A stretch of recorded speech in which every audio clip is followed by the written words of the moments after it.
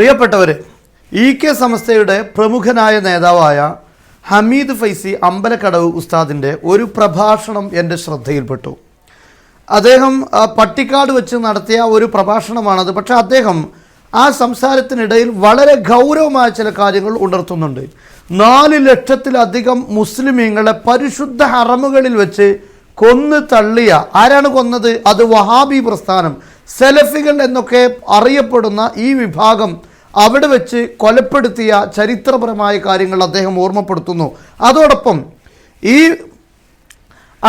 ഇസ്ലാമിൻ്റെ ശത്രുക്കളിൽ നിന്നും വലിയ ഒരു സംഖ്യ തന്നെ വർഷം തോറും അവർ കൈക്കൂലിയായി സ്വീകരിക്കുകയും ഇസ്ലാമിനെ തേജോവധം ചെയ്യാൻ വേണ്ടി ബ്രിട്ടൻ്റെയും അതുപോലെ തന്നെ ജൂതൻ്റെയും ക്രൈസ്തവരുടെയും സ്റ്റൈപ്പൻഡ് വാങ്ങിക്കൊണ്ടായിരുന്നു ഈ പണിയൊക്കെ എടുത്തത് എന്നാണ് അദ്ദേഹം പ്രസംഗിക്കുന്നത്. ഈ പ്രസംഗം എല്ലാവരും കേൾക്കേണ്ട ഒരു കാര്യമാണ്, ഗൗരവപരമായ ഒരു കാര്യമാണ് എന്ന് മനസ്സിലാക്കിയത് കൊണ്ടാണ് ഇന്ന് ഈ വീഡിയോ നിങ്ങളെ കാണിക്കുന്നത്.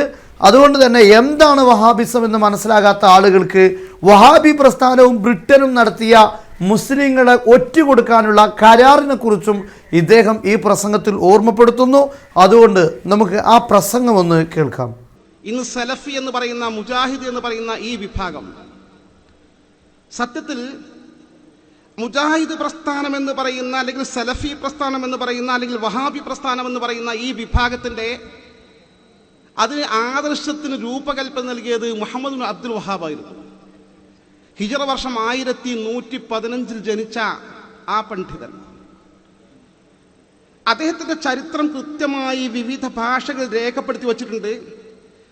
അദ്ദേഹത്തിന് ഈ പുതിയ ചിന്തകൾ സമർപ്പിച്ചത്, അദ്ദേഹത്തിൻ്റെ പിന്നിൽ പ്രവർത്തിച്ചത് ചില ജൂതചാരന്മാരായിരുന്നു എന്ന് കൃത്യമായി ചരിത്ര രേഖകളുണ്ട്. ഞാൻ അങ്ങോട്ട് കടന്നു പോകുന്നില്ല. അദ്ദേഹത്തിൻ്റെ രംഗപ്രവേശം ഞാൻ ചുരുക്കി പറയട്ടെ. അദ്ദേഹത്തിൻ്റെ ആദർശം ചെലവാക്കാൻ വേണ്ടി ഭരണകൂടത്തെ കൂട്ടിപ്പിടിച്ച് എൻ്റെ ആദർശം പ്രചരിപ്പിക്കുകയാണെങ്കിൽ ഞാനെല്ലാം സപ്പോർട്ടും ചെയ്യാമെന്ന് പറഞ്ഞുകൊണ്ട് അബ്ദുൽ അസീസ് ഇബ്നു സഊദ് എന്ന ചരിത്രത്തിൽ അറിയപ്പെടുന്ന ആധുനിക സൗദി അറേബ്യയുടെ ശില്പി, അദ്ദേഹം ആ കാലഘട്ടത്തിൽ നജ്ദ് എന്ന കൊച്ചു പ്രദേശം ഭരിക്കുന്ന രാജാവായിരുന്നു. നജ്ദ് എന്ന പ്രദേശം, ഹദീസ് പഠിച്ച പണ്ഡിതന്മാർക്കറിയാം, നജ്ദിന് ചില പ്രത്യേകതകളുണ്ട്. ആ നജ്ദിന്റെ ഒരു കൊച്ചു ഭരണാധികാരിയായി കഴിഞ്ഞുകൂടുന്ന അബ്ദുൽ അസീസ് ഇബ്നു സഊദ് അദ്ദേഹത്തെ കയ്യിലെടുത്തുകൊണ്ട് അവർ സംയുക്തമായി നടത്തിയ നീക്കത്തിൻ്റെ പിന്നിൽ ഒരുപാട് കഥകൾ ചുരുളഴിഞ്ഞിട്ടുണ്ട്. വളരെ കൃത്യമായി കഥകളല്ല, ചരിത്രങ്ങൾ, വസ്തുതകൾ ഇന്നും രേഖപ്പെട്ട് കിടക്കുന്നുണ്ട്. ആ ഭരണകൂടം നജ്ദിൽ നിന്ന് പിന്നീട് തായിഫിലേക്ക്, മക്കയിലേക്ക്, മദീനയിലേക്ക്, സൗദി അറേബ്യയിലേക്ക് മുഴുവൻ വ്യാപിപ്പിച്ചുകൊണ്ട് ആധുനിക കിങ്ഡം ഓഫ് സൗദി അറേബ്യ രൂപീകരിക്കുന്നതിൻ്റെ പിന്നിൽ ഇബ്നു സഊദിന് നേതൃത്വം നൽകിയത്, പിന്നിൽ പ്രവർത്തിച്ചത് സാക്ഷാൽ ബ്രിട്ടനായിരുന്നു. ഇസ്ലാമിൻ്റെ വിരുദ്ധരായ ആ ബ്രിട്ടൻ എന്ന ശക്തിയുടെ പ്രവർത്തകരായിരുന്നു, പ്രതിനിധികളായിരുന്നു അദ്ദേഹത്തിനെ സഹായിച്ചുകൊണ്ട് ആ രാജ്യം സ്ഥാപിച്ചത്. എന്തായിരുന്നു ലക്ഷ്യം? ലോകത്തെ ഏറ്റവും കൂടുതൽ ഇസ്ലാമിക ചിഹ്നങ്ങൾ നിലനിൽക്കുന്നത് വിശുദ്ധ മക്കയിലാണ്, മദീനയിലാണ്. ലോകത്തെ ഏറ്റവും കൂടുതൽ ഇസ്ലാമികമായ അടിസ്ഥാനപരമായ ആചാരങ്ങളും ആരാധനാ രീതികളും വിശ്വാസ കാര്യങ്ങളും നടന്നു വരുന്നത് വിശുദ്ധ മക്കയിലായിരുന്നു, മദീനയിലായിരുന്നു. ബഹുമാന്യനായ മുസ്തഫൽ ഫൈസി പറഞ്ഞ പോലെ ആ പാരമ്പര്യം അറ്റുപോകാത്ത കണ്ണികൾ അതേപടി കൈമാറിപ്പോന്ന രീതികൾ നിരന്ന പ്രദേശം അത്തരം പ്രദേശങ്ങളായിരുന്നു. ഇസ്ലാമിക ചിഹ്നങ്ങൾ തച്ചുടക്കണം, അതിന് ഞങ്ങൾക്കൊരു വിഭാഗത്തെ കിട്ടണം. അതിന് ഇത്തരം അധികാരത്തിന് വേണ്ടി ആഗ്രഹിക്കുന്ന ഭരണാധികാരികളെ പിടികൂടി അവർക്ക് വാഗ്ദാനങ്ങൾ നൽകി അവരെ കയ്യിലെടുത്തുകൊണ്ടാണ് സത്യത്തിൽ സൗദി അറേബ്യയിൽ ചോരപ്പുഴ ഒഴുക്കിക്കൊണ്ട് സൗദി അറേബ്യ പടുത്തുയർത്തിയത്. വഹാബി പ്രസ്ഥാനം കൃത്യമായി ചരിത്രത്തിൽ രേഖപ്പെട്ട് കിടക്കുന്നു. 4 ലക്ഷം ആളുകളുടെ ചോരയാണ് ചിന്തിയത്, കൊലപ്പെടുത്തിയത് വഹാബി ഭരണകൂടം സ്ഥാപിക്കാൻ. 4 ലക്ഷം ആളുകൾ. ആ കൂട്ടത്തിൽ മഹാന്മാരായ ഔലിയാക്കളുണ്ട്, ആരിഫ്യങ്ങളുണ്ട്, മഹാപണ്ഡിതന്മാരുണ്ട്, ഫുഖഹാക്കളുണ്ട്, വലിയ വലിയ സൂഫിയാക്കളുണ്ട്. അവരുടെയൊക്കെ പേരുകൾ ചരിത്രത്തിൽ രേഖപ്പെടുത്തി വച്ചിരിക്കുന്നു. ഇവരെ മുഴുവൻ കൊന്നൊടുക്കിയെന്ന് മാത്രമല്ല, പൈതൃകമായി പാരമ്പര്യമായി കൈമാറിപ്പോന്ന ഒട്ടനവധി ഇസ്ലാമിക ഗ്രന്ഥങ്ങൾ അവർ ചുട്ട് കരിച്ചു എന്ന് ചരിത്രത്തിൽ രേഖപ്പെട്ട് കിടക്കുന്നു.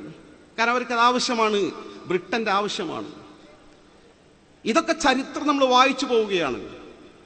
വളരെ കൃത്യമായി ചരിത്രത്തിൽ നടന്ന ഈ സംഭവങ്ങൾക്ക് ഉപോത്ബലകമായി വളരെ പ്രധാനപ്പെട്ട ഒരു വിഷയം കൂടി നമ്മൾ കാണേണ്ടതുണ്ട്. ഇതിന്റെ പിന്നിൽ ജൂതന്മാരായിരുന്നു, ക്രൈസ്തവ ചാരന്മാരായിരുന്നു, ഇത്തരത്തിലുള്ള ഇസ്ലാമിക വിരുദ്ധരുടെ ഏജന്റുമാരായിരുന്നു എന്ന് തെളിയിക്കുന്ന സംഭവങ്ങൾ. ഇസ്ലാമിക ലോകത്തിന്റെ ഏറ്റവും വലിയ പ്രത്യേകത ഇസ്ലാമിക ലോകത്തിന് ഭരണകൂടമുണ്ട് എന്നായിരുന്നു, ഇസ്ലാമിക ലോകത്തിന് ഇമാമുണ്ട് എന്നായിരുന്നു. ഹബീബായ അഷ്റഫുൽ ഖൽഖ് നബി മുത്ത് മുഹമ്മദ് മുസ്തഫ സ്വല്ലല്ലാഹു അലൈഹി വസല്ലം തങ്ങൾ വഫാത്തായ ശേഷം തങ്ങൾ സ്ഥാപിച്ച ഇസ്ലാമിക ഭരണകൂടം ലോകത്ത് അടുത്ത കാലഘട്ടം വരെ നിലനിന്നിട്ടുണ്ട്. ഖിലാഫത്തുർ റാഷിദ, മാതൃകാ ഇസ്ലാമിക ഭരണകൂടം, 4 ഭരണാധികാരികൾ. അതിനുശേഷം അമവി ഭരണകൂടം, ശേഷം അബ്ബാസിയ ഭരണകൂടം, ശേഷം ഉസ്മാനിയ ഭരണകൂടം. ഉസ്മാനിയ ഭരണകൂടം എന്ന് ചരിത്രത്തിൽ പറയുന്നത്, ഉസ്മാൻ എന്ന് ഇംഗ്ലീഷ് എഴുതുമ്പോൾ ഉഥ്മാൻ എന്ന് എഴുതും. അത് ഒന്നുകൂടി പറഞ്ഞാൽ, ഇംഗ്ലീഷിൽ മൊഴിഞ്ഞാൽ ഒട്ടോമിയൻ എന്നാക്കി, ഒട്ടോമിയൻ സാമ്രാജ്യം. എന്റെ പ്രിയപ്പെട്ടവരെ, ഈ ഉസ്മാനിയ ഖിലാഫത്ത്, ഈ ഒട്ടോമൻ സാമ്രാജ്യം ഇസ്ലാമിക ലോകത്തിന്റെ ഭരണ കേന്ദ്രം തുർക്കി കേന്ദ്രീകൃതമായി അവസാന ഘട്ടം വരെ നിലനിന്നിരുന്നു. മുസ്ലിങ്ങൾക്ക് പ്രശ്നം വന്നാൽ പരാതി പറയാൻ ഒരു കേന്ദ്രം. ഇതാ ഇന്ത്യൻ മുസ്ലിങ്ങൾക്കെതിരെ CAA വരുന്നു, ഞങ്ങൾ എന്ത് ചെയ്യണം, ഞങ്ങളെ സഹായിക്കണം എന്ന് പറയാൻ ഒരു കേന്ദ്രം മുസ്ലിം സമൂഹത്തിന് കഴിഞ്ഞ 13 നൂറ്റാണ്ടുകാലം ലോകത്തുണ്ടായിരുന്നു. അവസാനം തുർക്കി കേന്ദ്രീകരിക്കുന്ന ഉസ്മാനിയ ഭരണകൂടമായിരുന്നു അത്. ആ ഭരണകൂടത്തെ തകർക്കണമെങ്കിൽ ചിഹ്നങ്ങൾ മാത്രം തച്ചുടച്ചാൽ പോരാ, സംസ്കാരം മാത്രം നശിപ്പിച്ചാൽ പോരാ, മുസ്ലിങ്ങൾക്ക് പിൻബലം നൽകിയ ഭരണകൂടത്തെ നശിപ്പിക്കണമെന്ന് ബ്രിട്ടൻ തീരുമാനിച്ചു. സയനിസ്റ്റ് ശക്തികൾ പിന്നിൽ പ്രവർത്തിച്ചു. സാക്ഷാൽ ഇബ്നു സഊദിന്, വഹാബി ഭരണകൂടത്തിന് എല്ലാവിധ ഒത്താശയും ആ രാജ്യത്തിന്റെ നിങ്ങൾക്ക് സുരക്ഷ നൽകാം, നിങ്ങളുടെ രാജ്യം വികസിപ്പിക്കാൻ ഞങ്ങൾ സൈനികരെ നൽകാം, പണം നൽകാമെന്ന് വാഗ്ദാനം നൽകി എല്ലാവിധ പിന്തുണയും നൽകിക്കൊണ്ട് അവരെത്രത്തോളം എന്ന് വച്ചാൽ എല്ലാ മാസവും ചരിത്രത്തിൽ രേഖപ്പെട്ട് കിടക്കുന്നു. നിങ്ങൾക്ക് ഗൂഗിൾ സെർച്ച് ചെയ്താൽ കാണാൻ സാധിക്കും. വളരെ വ്യക്തമായി കൃത്യമായി 1992 മുതൽ 1980 മുതൽ 5000 പവൻ വീതം ഓരോ മാസവും വഹാബി ഭരണാധികാരിക്ക് ബ്രിട്ടൻ നൽകിയിരുന്നു എന്ന് കൃത്യമായ ചരിത്ര രേഖകളിൽ കാണാൻ സാധിക്കും. സഹായം, ആദരം, സ്റ്റൈപ്പൻഡ്, ഇസ്ലാമിക സംസ്കാരം തച്ചുടക്കാൻ, തകർക്കാൻ, ഇസ്ലാമിക ഭരണകൂടത്തിനെ, ഖിലാഫത്തിനെ തകർക്കാൻ. എത്രത്തോളം എന്ന് വെച്ചാൽ 1914 ലോകത്തെ ഏറ്റവും പ്രധാനപ്പെട്ട യുദ്ധം വേൾഡ് വാർ വന്നു, 1ാം ലോകമഹായുദ്ധം. 1ാം ലോകമഹായുദ്ധം വന്നപ്പോൾ ഒരു ഭാഗത്ത് France, Russia, Britain, Italy, America തുടങ്ങിയ സഖ്യകക്ഷികൾ. ബ്രിട്ടനാണ് ആ കാലഘട്ടത്തിൽ അതിൽ പ്രധാനപ്പെട്ട ശക്തി. മറുഭാഗത്ത് ഓസ്ട്രിയ, ഹംഗറി, ജർമ്മനി, ബൾഗേറിയ ഉൾപ്പെടെയുള്ള മറ്റ് രാജ്യങ്ങൾ. ഈ 2 വൻ ശക്തികൾ തമ്മിൽ വലിയ യുദ്ധം നടത്തി ദശലക്ഷക്കണക്കിന് ആളുകൾ മരിച്ചു വീണു. ഈ മഹായുദ്ധത്തിൽ ബ്രിട്ടന് വിജയം കിട്ടാൻ വേണ്ടിയല്ല, ഇതിന്റെ മറവിൽ ഉസ്മാനിയ ഖിലാഫത്തിനെ, ഒട്ടോമൻ സാമ്രാജ്യത്തെ തകർക്കാൻ വേണ്ടി സാക്ഷാൽ വഹാബി ഭരണകൂടവുമായി കരാറിൽ ഏർപ്പെടുന്നു ബ്രിട്ടൻ. ഔദ്യോഗികമായി ബ്രിട്ടനും ഈ സാക്ഷാൽ വഹാബി ഭരണകൂടവും കരാറിലൊപ്പിട്ടു. ഡാറിൻ കരാർ എന്ന് ചരിത്രത്തിൽ നിങ്ങൾ കാണാൻ സാധിക്കും. എവിടെ നോക്കിയാലും പരിശോധിച്ചാലും കാണാൻ ഡാറിൻ കരാർ. എന്താ ഡാറിൻ കരാർ ഉള്ളത്? എന്നാണ് ഒപ്പുവെച്ചത് വഹാബി ഭരണകൂടവും ബ്രിട്ടൻ ഭരണകൂടവും? വളരെ കൃത്യമായി ചരിത്രം രേഖപ്പെടുത്തി വച്ചിരിക്കുന്നു. 1915 ഡിസംബർ 26 1914 1ാം ലോകമഹായുദ്ധം ആരംഭിക്കുന്നത്. 1915 യുദ്ധം തുടങ്ങിയ ഉടനെ ഡിസംബർ 26 സാക്ഷാൽ വഹാബി ഭരണകൂടത്തിന്റെ പ്രതിനിധിയും സാക്ഷാൽ ബ്രിട്ടൻ ഭരണകൂടത്തിന്റെ പ്രതിനിധി പെഴ്സിക്കോക്കും ഡാരിൻ എന്ന ദ്വീപിൽ വെച്ച് ഔദ്യോഗികമായി കരാർ ഒപ്പിടുന്നു. എന്താണ് കരാർ? ഇബ്നു സഊദിന്റെ ഈ വഹാബി ഭരണകൂടത്തിന്, മുഹമ്മദ് ബിൻ അബ്ദുൽ വഹാബിന്റെ ഭരണകൂടത്തിന് എല്ലാവിധ സൈനികമായ പിൻബലവും നൽകാൻ നിങ്ങൾ ആരാക്രമിച്ചാലും ഞങ്ങൾ എതിർക്കാനുണ്ടാകും. അതേസമയം ഈ യുദ്ധത്തിൽ ഉസ്മാനിയ ഖിലാഫത്തിനെ തകർക്കാൻ നിങ്ങൾ കൂട്ടുനിൽക്കണം. ഉസ്മാനിയ ഖിലാഫത്ത് മറുപക്ഷത്താണുള്ളത്. അവർക്കെതിരെ യുദ്ധം ചെയ്യാൻ ഞങ്ങളോടൊപ്പം നിങ്ങൾ നിൽക്കണം, ഒരു സഖ്യകക്ഷിയായി എന്ന് ആവശ്യപ്പെടുന്നു. വളരെ കൃത്യമായി ആ കരാർ നമുക്ക് വായിക്കാൻ സാധിക്കും. 4-5 കരാറുകളുണ്ട്. ആ കരാറുകൾ പറയുന്നത് also he agreed to enter the war against the Ottoman Empire as an ally of Britain. അദ്ദേഹം സമ്മതിച്ചു, സാക്ഷാൽ വഹാബി ഭരണകൂടം സമ്മതിച്ചു, ഒപ്പുവെച്ചു ടു എൻറ്റർ ദ വാർ, ഈ വേൾഡ് യുദ്ധത്തിൽ പങ്കെടുക്കാൻ. എങ്ങനെ പങ്കെടുക്കാൻ? ബ്രിട്ടന്റെ കൂടെ പങ്കെടുക്കാം. എഗെയിൻസ്റ്റ് ദ ഒട്ടോമൻ എംപയർ, ഉസ്മാനിയ ഭരണാധികാരിക്കെതിരെ, ഉസ്മാനിയ സാമ്രാജ്യത്തെ തകർക്കാൻ ഞങ്ങൾ കൂടെ നിൽക്കാം. പരോക്ഷമായി തന്നാൽ പോരാ, പ്രത്യക്ഷമായി as an ally of Britain, ബ്രിട്ടന്റെ സഖ്യകക്ഷിയായി കൂടെ നിൽക്കാമെന്ന് കരാറിൽ ഒപ്പിട്ടു. അതിന്റെ അനന്തരഫലമല്ലേ അവസാനം എന്ത് ചെയ്തു? ബ്രിട്ടന്റെ ഉൾപ്പെടെയുള്ള സഖ്യകക്ഷി ജയിച്ചു യുദ്ധത്തിൽ ജയിച്ചപ്പോൾ നിങ്ങളൊക്കെ ചോദിക്കും, നമ്മളൊക്കെ ആലോചിക്കും, എന്തിനാണ് ഈ ഫലസ്തീനുകളെ ഇങ്ങനെ ആക്രമിക്കുന്നത്? എന്താണ് ഈ പാവപ്പെട്ട ഫലസ്തീനുകളെ ഇങ്ങനെ ബോംബിട്ട് നശിപ്പിക്കുന്നത്? മസ്ജിദുൽ അഖ്സ നമ്മുടെ പരിശുദ്ധ കേന്ദ്രമല്ലേ? എന്തിനാ നമുക്ക് വിമോചിപ്പിക്കാൻ സാധിക്കാത്തത്? കൊടും ചതി വഹാബി പ്രസ്ഥാനം നടത്തിയ കൊലച്ചതിയുടെ അനന്തരഫലമാണ് ഇന്ന് ലോക മുസ്ലിം സമൂഹത്തിന്റെ ഈ കേന്ദ്രത്തിലുള്ള പാവപ്പെട്ട മുസ്ലിം ജനത പീഡിപ്പിക്കപ്പെട്ടുകൊണ്ടിരിക്കുന്നത്. അവർ യുദ്ധത്തിൽ ജയിച്ചു. ബ്രിട്ടൻ ഉൾപ്പെടെയുള്ള സാക്ഷാൽ വഹാബികൾ പിൻബലം കൊടുത്ത് ഈ ഭരണകൂടമുണ്ട്, ഈ സഖ്യകക്ഷികളുണ്ടല്ലോ, അവർ വിജയിച്ചപ്പോൾ അവരെന്താ ചെയ്തത്?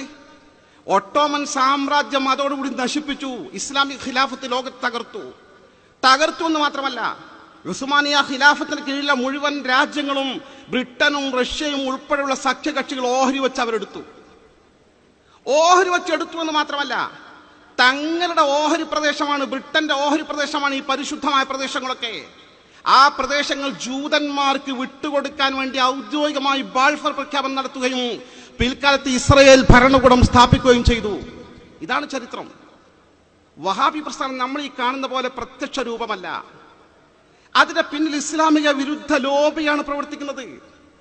അവരാണത് വളരെ കൃത്യമായി വെള്ളവും വളവും നൽകി പോഷിപ്പിക്കുന്നത്, വളർത്തിയെടുക്കുന്നത്. എന്തിന്?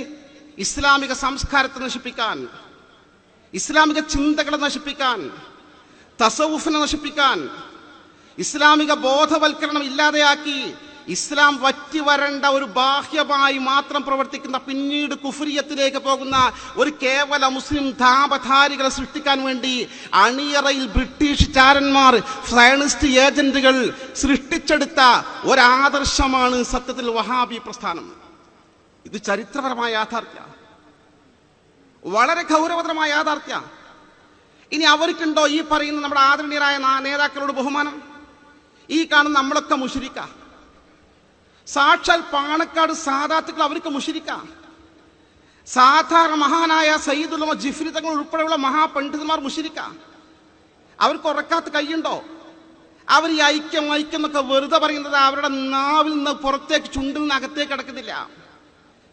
പാണക്കാട് സയ്യിദ് മുഹമ്മദ് അലി ശിഹാബ് തങ്ങൾ, അള്ളാഹു അദ്ദേഹത്തിന് ദറജ ഉയർത്തി കൊടുക്കുമാറാകട്ടെ. അദ്ദേഹത്തോടൊപ്പം സ്വർഗീയ ലോകത്ത് ഒരുമിച്ച് കൂടാൻ നമുക്കും അവരുടെ കുടുംബത്തിനും ഒക്കെ അള്ളാഹു തൗഫീഖ് നൽകി അനുഗ്രഹിക്കുമാറാകട്ടെ. എന്റെ പ്രിയപ്പെട്ടവരെ, ശിഹാബ് തങ്ങളെ കുറിച്ച് അഭിപ്രായ വ്യത്യാസമുള്ള ഒരു മുസ്ലിം കേരളത്തിൽ ഉണ്ടായിട്ടുണ്ടോ? ആദർശപരമായി വിയോജിപ്പുണ്ടാവും, പക്ഷെ കുറ്റം പറയോ? പറയില്ലല്ലോ. വേണ്ട, CPM-മാർ ശിഹാബ് തങ്ങൾ കുറ്റം പറയോ? RSP-ക്കാർ പറയോ? CPI-ക്കാർ പറയോ? സാക്ഷാൽ RSS സംഘ് പരിവാർ ശക്തികൾ പോലും ആദരണീയനായ പാണക്കാട് സയ്യിദ് മുഹമ്മദ് അലി ശിഹാബ് തങ്ങളെ കുറ്റം പറഞ്ഞിരുന്നില്ല. എല്ലാവരും അംഗീകരിക്കുന്ന, ആദരിക്കുന്ന മഹാനേതാവായിരുന്നു. എന്നാൽ കേരളത്തിലെ മുജാഹിദ് പ്രസ്ഥാനം ചെയ്യുന്നത് കേൾക്കണം. സാക്ഷാൽ സയ്യിദ് മുഹമ്മദ് അലി ശിഹാബ് തങ്ങൾ അവർ തൻ്റെ വരാന്തയിലിരുന്ന് പാവപ്പെട്ട മുസ്ലിം സമൂഹത്തിന് ഉറുക്കും മന്ത്രവും എഴുതി കൊടുക്കുന്നത് വളരെ കൃത്യമായി മറഞ്ഞിരുന്ന് വീഡിയോയിൽ പകർത്തി, ആ വീഡിയോ അറബിയാക്കിക്കൊണ്ട് അറബ് പണ്ഡിതന്മാർക്കിടയിലും അറബ് ഭരണകൂടങ്ങൾക്കിടയിലും അറബികളെ സാധാരണക്കാർക്കിടയിലും കേരളത്തിൽ ശിർക്കും കുഫറും പ്രചരിപ്പിച്ചുകൊണ്ടിരിക്കുകയാണ്. അതിൻ്റെ നായകനാണ് മുഹമ്മദ് ഷിഹാബ് എന്ന് പറഞ്ഞുകൊണ്ട് വളരെ കൃത്യമായി ആ കാലഘട്ടത്തിൽ CD ഇറക്കിയ വിഭാഗമാണ് കേരളത്തിലെ മുജാഹിദ് പ്രസ്ഥാനം. അവർക്ക് തരുമ്പും സുന്നികളോടോ സുന്നി നേതാക്കന്മാരോടോ സാദാത്തുക്കളോടോ സ്നേഹമില്ല. മാത്രമാണോ? അക്ഷരാർത്ഥത്തിൽ നമ്മൾ മുശ്രിക്കാണെന്ന് അവർ വിശ്വസിക്കുന്നതിൻ്റെ ഏറ്റവും പ്രകടമായ ദൃഷ്ടാന്തമാണ് സുന്നത്ത് ജമാഅത്തിന്റെ ധീരഗർജനം. സുന്നി യുവജന സംഘത്തിന്റെ മുൻ അധ്യക്ഷൻ മർഹൂം EK ഹസൻ മുസ്ലിയാർ നവ്വറല്ലാഹു മർഖദഹു, അദ്ദേഹത്തിന്റെ മഖബറോടം അല്ലാഹു പ്രകാശപൂരിതമായി കൊടുക്കുമാറാകട്ടെ. അവരൊക്കെ വാർത്തെടുത്തതാണ് ഈ സുന്നി ആദർശബോധം. എൻ്റെ പ്രിയപ്പെട്ടവരെ, EK ഹസൻ മുസ്ലിയാർ മരണശയ്യയിൽ കോഴിക്കോട് മെഡിക്കൽ കോളേജിൽ കിടക്കുന്ന സമയത്ത് അക്കാലത്ത് ഫോൺ ചെയ്ത് പറയാൻ സൗകര്യമില്ല, വാട്സപ്പിൽ അയക്കാൻ സൗകര്യമില്ല. പച്ചയായി നേർക്ക് നേരെ കത്തെഴുതി, അദ്ദേഹം അറബിയിൽ കത്തെഴുതി. കേരളത്തിലെ മുജാഹിദ് പ്രസ്ഥാനത്തിന്റെ നായകൻ K ഉമർ മൗലവി കത്തെഴുതി, ഹസൻ മുസ്ലിയാർ അസ്ലിം, ഹസൻ മുസ്ലിയാരെ നിങ്ങൾ മുസ്ലിം ആകണം, ഇപ്പൊ നിങ്ങൾ മുശ്രിക്ക. തസ്ലം എന്നാൽ നിങ്ങൾക്ക് രക്ഷപ്പെടാം, ഇപ്പൊ രോഗശയ്യയില ബാക്കിയാവും തോന്നുന്നില്ല, വേണമെങ്കിൽ മുസ്ലിം ആയിക്കോ. വൈല്ല, അങ്ങനെ ചെയ്തിട്ടില്ലെങ്കിൽ, ഈ ശിർക്കിൽ നിന്ന് മടങ്ങിയിട്ടില്ലെങ്കിൽ ഫൈന അലൈക ഇസ്മക വ ഇസ്മ അത്ബാഇക, നിങ്ങൾ ശിർക്ക് ചെയ്ത കുറ്റം നിങ്ങൾ കിട്ടും. മാത്രമല്ല, നിങ്ങളെ പിൻപറ്റിക്കൊണ്ടിരിക്കുന്ന മുഴുവൻ ആളുകളുടെയും സകലമാന അനുയായികളും കുറ്റഭാരം നിങ്ങൾ ആഖിറത്തിൽ ഏൽക്കേണ്ടി വരുമെന്ന് പച്ചയായി എഴുതി ഒപ്പിട്ട് കത്തയക്കാൻ ധാർഷ്ട്യത കാണിച്ച വിഭാഗത്തിന്റെ ലീഡർഷിപ്പിലാണ് ഉമർ മൗലവി. മുജാഹിദ് പ്രസ്ഥാന സംസ്കാരം നമ്മൾ പഠിച്ചു നോക്കണം, നമ്മൾ മനസ്സിലാക്കി നോക്കണം. അതുകൊണ്ട് തന്നെ അവരുമായി അങ്ങനത്തെ ഒരു ഐക്യം നമുക്കില്ല. ആരെന്ത് പറഞ്ഞാലും ശരി, ഒരു പൊതു പ്രശ്നം രാജ്യത്ത് വരുമ്പോൾ ബഹുമാന്യനായ മർഹൂം നാട്ടിക മൂസ മുസ്ലിയാർ പറഞ്ഞതുപോലെ നവ്വറല്ലാഹു മർഖദ, അല്ലാഹു അദ്ദേഹത്തിന് മഗ്ഫിറത്തും മർഹമത്തും നൽകി ഉന്നതമായ പദവി നൽകി അനുഗ്രഹിക്കുമാറാകട്ടെ. സുന്നികളുടെ രാജകുമാരൻ അദ്ദേഹം പറഞ്ഞതുപോലെ ഒരു RSSകാരൻ്റെയും മുസ്ലിമിൻ്റെയും വീട്ടിൽ തൊട്ടടുത്ത് അപ്പുറത്തുണ്ട്. ഇവിടെ ഒരു മൂർഖൻ പാമ്പ് പ്രത്യക്ഷപ്പെട്ടു. അവിടെ രണ്ടാളും ചേർന്ന് തല്ലിക്കൊല്ലും, കാരണം രണ്ടുപേരുടെയും ശത്രുവ. ഇതുപോലെ രാജ്യത്തെ മുസ്ലിം സമൂഹം ഒരു പൊതു പ്രശ്നം വരുമ്പോൾ അതിനുവേണ്ടി താൽക്കാലികമായി ഒരുമിക്കുക എന്നല്ലാതെ ഒരു ശാശ്വതമായ ഐക്യ കമ്മിറ്റി ഉണ്ടാക്കിക്കൊണ്ടുള്ള പ്രാദേശിക തലങ്ങളിലുള്ള ഈ നീക്കുപോക്കുകളും ഈ പറയുന്ന മുജാഹിദുകളും ജമാഅത്തിനെയും വാരി വലിച്ചുകൊണ്ട് നമ്മുടെ ആളുകൾക്കിടയിൽ പ്രസംഗിക്കുന്ന സംവിധാനവും സമസ്ത കേരള ജംഇയ്യത്തുൽ ഉലമ 95 വർഷക്കാലവും അനുവദിച്ചിട്ടില്ല. അങ്ങനെ സമസ്തയുടെ ചരിത്രത്തിലില്ല. 1978 മുസ്ലിം യൂത്ത് ലീഗ് സമസ്ത കേരള ജംഇയ്യത്തുൽ ഉലമ കത്ത് നൽകി.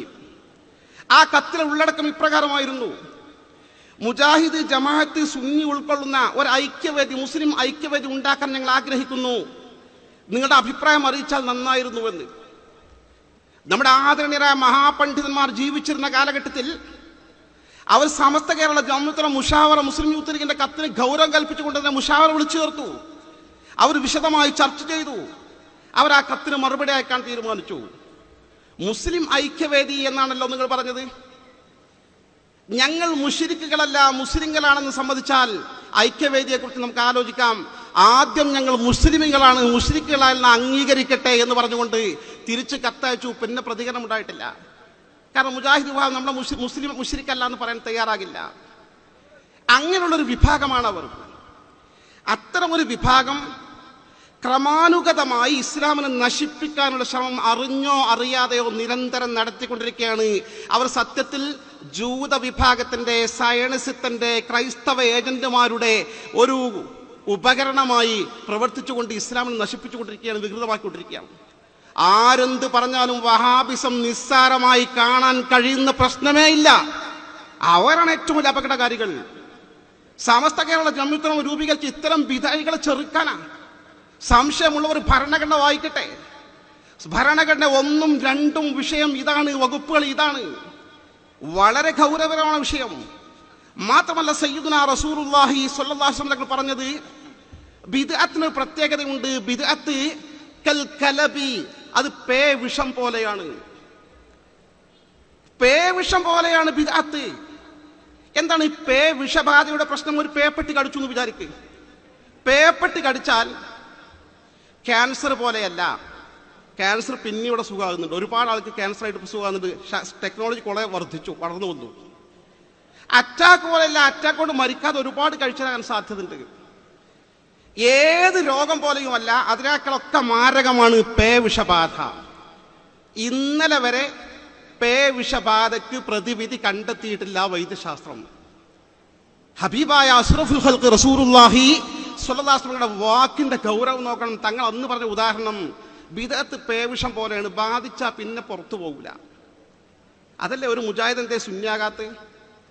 ഒന്നേ ഒരു ജമാഅത്തുകാരൻ സുന്നിയാകാത്തത്? ജന സുന്നിന്ന് അങ്ങോട്ട് പോകുന്നുണ്ടല്ലോ. കാരണം ഇത് ഹക്കായ മാർഗം, അവിടുന്ന് അങ്ങോട്ട് പോകും, പിശാചിന് കൊണ്ടുപോകാൻ സാധിക്കും, അവിടുന്ന് ഇങ്ങോട്ട് കൊണ്ട്. അത് പേവിഷ ബാധിച്ചാൽ ആ വിഷം ഇറങ്ങൂല. ആ വിധത്തിൽ ആ ഒരു ബിദഅത്തുകാർ ഇങ്ങോട്ട് തിരിച്ചു വരില്ല. ബഹുമാന്യനായ മർഹൂം അബൂ ഇസ്ഹാഖ് ഇസ്മായിൽ മൗലവി കേരളത്തിലെ മുജാഹിദ് പ്രസ്ഥാനത്തിന്റെ ലീഡർഷിപ്പുള്ള ആളായിരുന്നു. അദ്ദേഹം സുന്നത്ത് ജമാഅത്തിലേക്ക് വന്നു. അദ്ദേഹം ഒരുമിച്ച് ഒരുപാട് കാലം ആശയവിനിമയം നടത്താൻ സാധിക്കും. ഞാനൊരു ചോദിച്ചു, ഉസ്താദ് ഇങ്ങനെ ഹദീസിലുണ്ടല്ലോ, ഇത് പേവിഷബാധ പോലെയാണ് കൽ കലബി എന്ന് പറഞ്ഞിട്ട്, പക്ഷെ നിങ്ങൾ എങ്ങനെ തിരിച്ചു വന്നു ചോദിച്ചു. അദ്ദേഹം പറഞ്ഞു, മോനെ ഞാൻ മുജാഹിദായി എന്നേ ഉള്ളൂ, ഞാൻ ഔലിയാക്കളെ കുറ്റം പറഞ്ഞിട്ടില്ല, ഞാൻ അമ്പിയാക്കളെ കുറ്റം പറഞ്ഞിട്ടില്ല എന്ന് മാത്രമല്ല, ഞാൻ മുജാഹിദായ കാലഘട്ടത്തിലാണ് ബാനത്ത് സുആദ് എന്ന പ്രശസ്തമായ ഹബീബായ സയ്യിദുനാ റസൂലുള്ളാഹി സ്വല്ലല്ലാഹു അലൈഹി വസല്ലം മദ്ഹ് ഗീതത്തിന് അറബിയിൽ ശറഹ് എഴുതിയത്. എൻ്റെ മനസ്സിൽ മഹബ്ബത്ത് അങ്ങനെ തന്നെ നിലനിൽക്കായിരുന്നു, ഞാൻ ചെന്ന് പെട്ടു എന്നുള്ളത്. അതുകൊണ്ടായിരിക്കും തിരിച്ചു വരാനുള്ള തൗഫീഖ് ചെയ്തത്. അതാണ് സംഭവം. ഇതിൽ ചെന്ന് പെട്ടാൽ ആ രോഗം ഇറങ്ങൂല, പിന്നെ പതുക്കെ പതുക്കെ കുഫ്രിയത്തിലേക്ക് പോകും. ഒരു 10-15 വർഷം മുമ്പ് മുജാഹിദ് പ്രസ്ഥാനം സ്റ്റേജുകൾ തോറും കൊണ്ടുനടന്നിരുന്നു.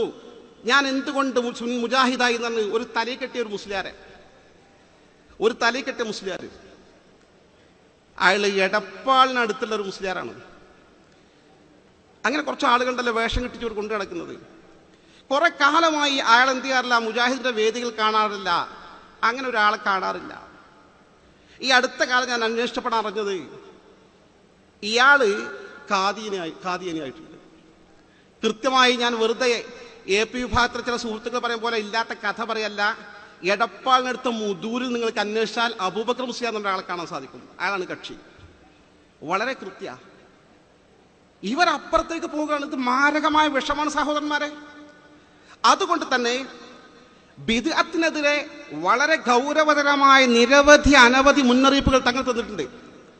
ഞാൻ നേരത്തെ സൂചിപ്പിച്ചല്ലോ, വഹാബി ഭരണകൂടത്തിന്റെ ആദ്യത്തെ തുടക്കക്കാർ സാക്ഷാൽ നജിദ് കേന്ദ്രീകരിച്ചായിരുന്നുവെന്ന് പിന്നീട് വികസിപ്പിച്ചത്. ആ നജിദിനെ കുറിച്ച് കൃത്യമായി ഹബീബായ റസൂലുള്ളാഹി സ്വല്ലല്ലാഹു അലൈഹി വസല്ലം പറഞ്ഞിട്ടുണ്ട്. തങ്ങൾ പറഞ്ഞു, അല്ലാഹു ബാരിക് ലനാ ഫീ ഷാമിനാ, സ്വഹാബത്തുകൾക്ക് അല്ലാഹുവേ ഞങ്ങൾ ഷാമിന് ബറക്കത്ത് ചെയ്യണമേ. അല്ലാഹു ബാരിക് ലനാ ഫീ യമനിനാ, അല്ലാഹു ഞങ്ങൾ യമന് ബറക്കത്ത് ചെയ്യണമേ. ഫഖാലു, അപ്പോൾ സ്വഹാബത്ത് പറഞ്ഞു, വലി നജിദിന, അല്ലാഹുവിന്റെ റസൂലേ ഞങ്ങൾ നജിദിനും നിങ്ങൾ ദുആ ചെയ്യണേ. വീണ്ടും അല്ലാഹുവിന്റെ ഹബീബ് പറഞ്ഞു, അല്ലാഹു ബാരിക് ലനാ ഫീ ഷാമിനാ, ഷാമിന് ബറക്കത്ത് ചെയ്യണമേ. അല്ലാഹു ബാരിക് ലനാ ഫീ യമനിനാ, യമന് ബറക്കത്ത് ചെയ്യണേ. വീണ്ടും സ്വഹാബത്ത് പറഞ്ഞു, ലി നജിദിന, അല്ലാഹുവിന്റെ ഹബീബേ യാ റസൂലല്ലാഹ് നജിദിന് വേണ്ടി നിങ്ങൾ ദുആ ചെയ്യ്. ഈ ഹദീസ് നിവേദനം ഇബ്നു ഉമർ റളിയല്ലാഹു അൻഹു രണ്ടാമത്തെ തവണയോ മൂന്നാമത്തെ തവണയോ എന്നറിയില്ല, ഹബീബായ റസൂലുള്ളാഹി സ്വല്ലല്ലാഹു അലൈഹി വസല്ലം പറഞ്ഞു, ഇല്ല ഞാൻ ദുആ ചെയ്യില്ല. ഹുനാദിക സലാസിൽ വൽ ഫിതൻ, ലോകത്തെ മുഴുവൻ പിടിച്ചുകുലുക്കുന്ന പ്രകമ്പനങ്ങൾ, ഫിത്തനകൾ ആളിപ്പടരുന്നത്, പൊട്ടിപ്പടരുന്നത് ആ നജിദിൽ വെച്ചാ. ഒബിഹ എത്രയോ കർണു ഷൈത്താൻ, പിശാചിന്റെ കൊമ്പ് ഉദയം ചെയ്യുന്നത് അവിടെ വെച്ചാണ്. ഞാൻ ആ നാട്ടിന് വേണ്ടി പ്രാർത്ഥിക്കില്ലെന്ന് ബുഖാരിയുടെ ഹദീസ് സയ്യിദുനാ റസൂലുള്ളാഹി സ്വല്ലല്ലാഹു അലൈഹി വസല്ലം. വഹാബി പ്രസ്ഥാനത്തിന്റെ ഈ മാരകമായ വശത്തിന് അവിടെയാണ് തുടക്കം കുറിച്ചത്. നമുക്ക് മനസ്സിലാക്കാനല്ലേ സഹോദരന്മാരെ? അതുകൊണ്ട് തന്നെ ഈ മാരകമായ വിഷത്തിനെതിരെ വിട്ടുവീഴ്ചയില്ലാത്ത സമീപനം സ്വീകരിച്ചുകൊണ്ട് വളരെ കൃത്യമായ അജണ്ടകളോടെ ഈ കഴിഞ്ഞ 95 വർഷക്കാലം സമസ്ത കേരള ജംഇയ്യത്തുൽ ഉലമ അതിന് കീഴ്ഘടകങ്ങളും സന്ധിയില്ലാ സമരം നടത്തിക്കൊണ്ട് പ്രവർത്തിച്ചതിന്റെ അനന്തരഫലമാണ് സുന്നത്ത് ജമാഅത്ത് ഇന്നും നിലനിൽക്കുന്നത്.